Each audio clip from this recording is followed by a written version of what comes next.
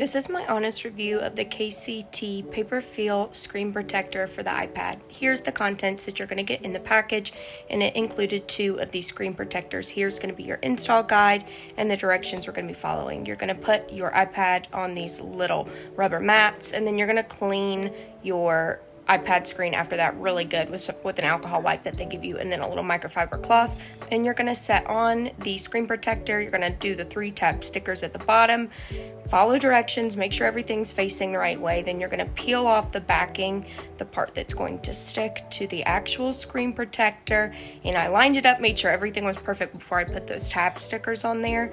So once you do that, then you're going to use the little scraper edge tool to smooth out any bubbles that you have in there, and voila, super easy to use this product, and I could not recommend it enough because it feels just like paper, and it's super nice for somebody that's new to an iPad like me. I would definitely repurchase this product.